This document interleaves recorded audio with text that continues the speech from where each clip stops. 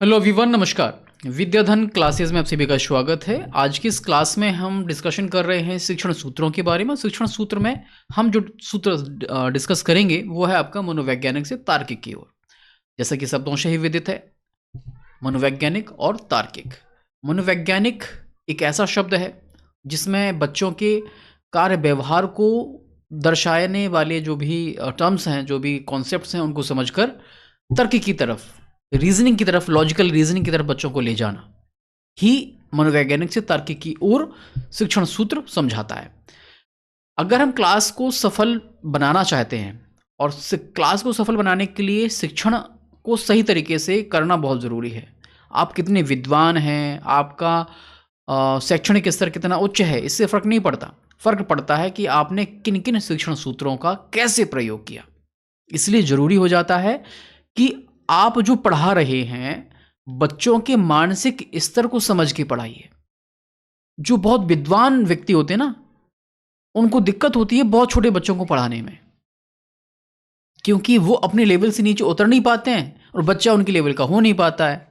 इसलिए समस्याएं और भी ज़्यादा विकट हो जाती हैं। कभी कभी दिक्कत तब हो जाती है जब हमारा कम्युनिकेशन बैरियर आ जाते हैं, जिसमें लैंग्वेज हो गया, भाषाई जो समस्या होती है। आप पता चला कोई व्यक्ति जो है अरबी का बहुत अच्छा विद्वान है, फारसी का बहुत अच्छा विद्वान है, जापानीज़ का बहुत अच्छा विद्वान है,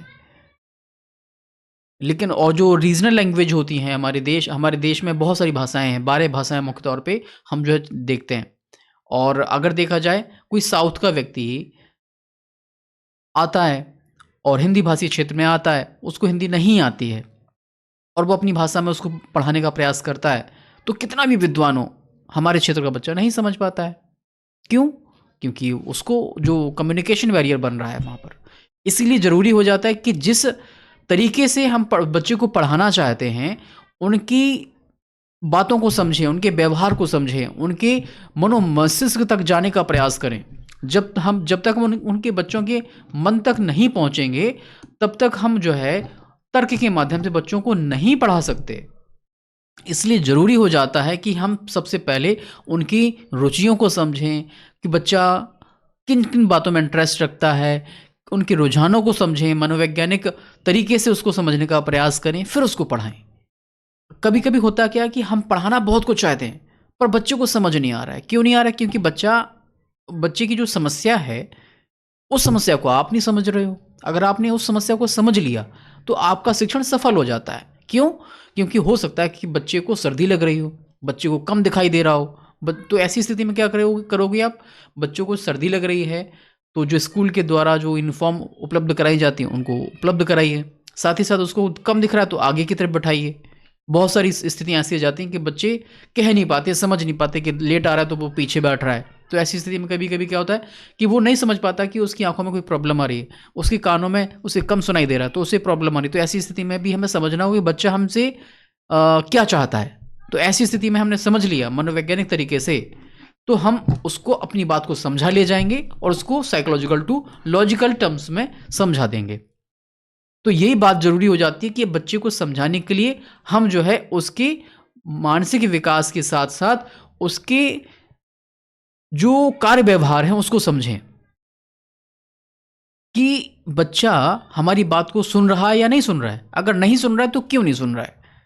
तो ऐसी क्या समस्या है कि मुझ में ही समस्या है, या वास्तविक तौर पर जो हम समझाना चाहते हैं वो समझना नहीं चाहता? तो अगर इस बात को समझ लेंगे आप, तो आप अपने जो भी आपकी विषय वस्तु है वो अपने बच्चों तक पहुंचा पाएंगे। ठीक है ना?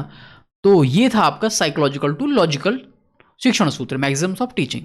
आशा है कि आज के इस वीडियो में आपने साइकोलॉजिकल टू लॉजिकल जो आपका शिक्षण सूत्र है उसको अच्छी तरीके से समझ लिया होगा। अगर आपको समझ में आ गया तो वीडियो को लाइक कर दीजिएगा, चैनल को सब्सक्राइब कर दीजिएगा, बेल आइकन को प्रेस कर दीजिएगा। और आपकी प्रतिक्रिया के लिए हम इंतजार में रहते हैं, इसलिए कमेंट बॉक्स में जाके कमेंट करके बताइए कि आपको ये वीडियो कैसा लगा और आप ये वीडियो कहाँ से देख रहे हैं। साथ ही साथ आप किन किन टॉपिक्स पर और वीडियो प्राप्त करना चाहते हैं। चलिए फिर मिलते हैं अगली क्लास में, तब तक के लिए नमस्कार, जय हिंद।